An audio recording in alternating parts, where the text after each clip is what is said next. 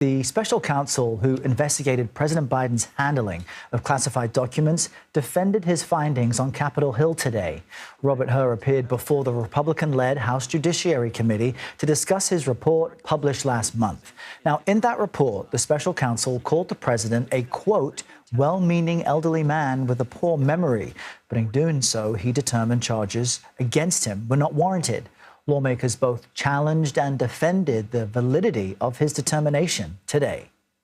All I have to do when I'm caught taking home classified materials to say, I'm sorry, Mr. Herbert, but I'm getting old. My memory's not so great. Congressman, this is the doctrine that you've established in our laws now, and it's frightening. Congressman, my intent is certainly not to establish any sort of doctrine.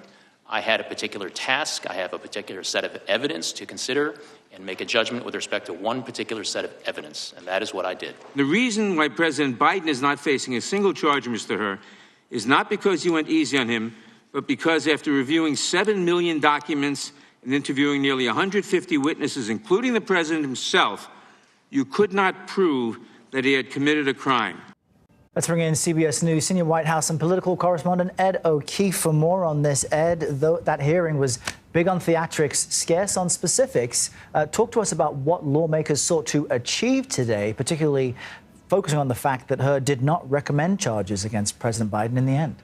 Errol, you would think at times watching this hearing that it was merely a proxy fight between the pro-Biden and pro-Donald Trump camps trying to use what they knew was a widely televised event to, in essence, raise doubts about the other guy, or the age and the agility and the ability of the opposing party's presumed presidential nominee. They both used video testimony or video evidence to show when either the current or former president had slipped up on words, forgotten things, confused certain terms, as a way of saying, look, if you think it's bad with our guy, check out the other guy.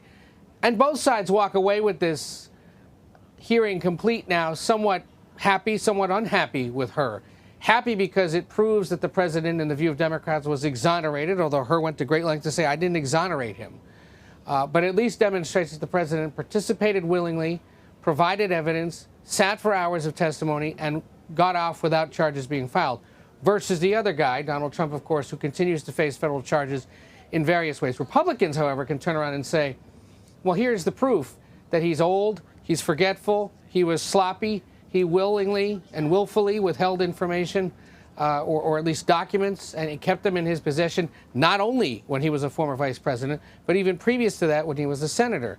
In essence, trying to equate the behavior of the current president with that facing, the accusations at least, facing the former president. And we also heard Hur say many times and in many different ways that politics played no role in his report, according to him. But still, a major focus of this 3+ hour hearing was Hur's criticism of the president's mental acuity, as you've mentioned. Let's just show our viewers some of lawmakers sparring over just that topic.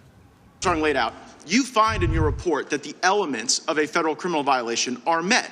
But then you apply this senile cooperator theory, that because Joe Biden cooperated and the elevator doesn't go to the top floor, you don't think you get a conviction. And I actually think you get to the right answer in that. I don't think Biden should have been charged. Don't think Trump should have been charged. We object to that comment. People see he's not. Nobody suggests he's senile, and that's disrespectful of senior people with any kind of memory disability. Lots of seniors have memory disability, but they're not senile, and to do such was shameful.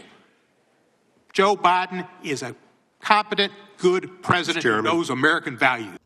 So Republicans and Democrats sparking some fireworks between each other. But how did Hur defend his statement that President Biden has a, quote, poor memory?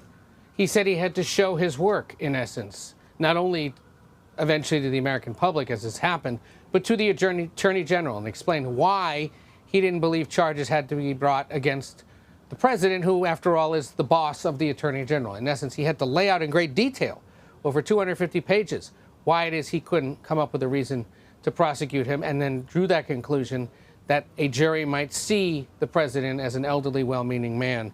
And as politically explosive a charge that is in these days when there is so much public concern and criticism of the president for running again, Hur insisted that's not why I put it in there. I had to put it in there to explain it to the Attorney General. Now, several Democrats especially turned around and said, you knew exactly what you were doing. especially as a registered Republican who worked in the Trump Justice Department, had worked with Christopher Wray in previous roles in Republican administrations. You're a partisan, they accused him of being. He insisted, no, that's not the case. I did what any other prosecutor would do in explaining why they're not prosecuting somebody to their boss. It can be true in both ways, but certainly in this day and age, Errol, the interpretations of what Robert Hur put on paper are so different, depending on whether someone's a Democrat or a Republican or has strong opinions on the abilities of the current president. So then, Ed, what do the rest of us do with all of this, right? What do viewers make of what they've witnessed? And I'm wondering where lawmakers even go from here, or if we expect that there will be no further actions taken to challenge Hur's report. Well, it's unclear where committees may go next. In the realm of the public, they can absorb what Robert Hur wrote and observe what he was asked about today and take it upon themselves to vote one way or the other if it's a concern of theirs. And that's what these hearings essentially are intended to do. Air the information publicly and let the public decide for themselves what to do with it. Well, they're in the right place for the best info on that. Ed O'Keefe joining us from the White House. Thanks very much.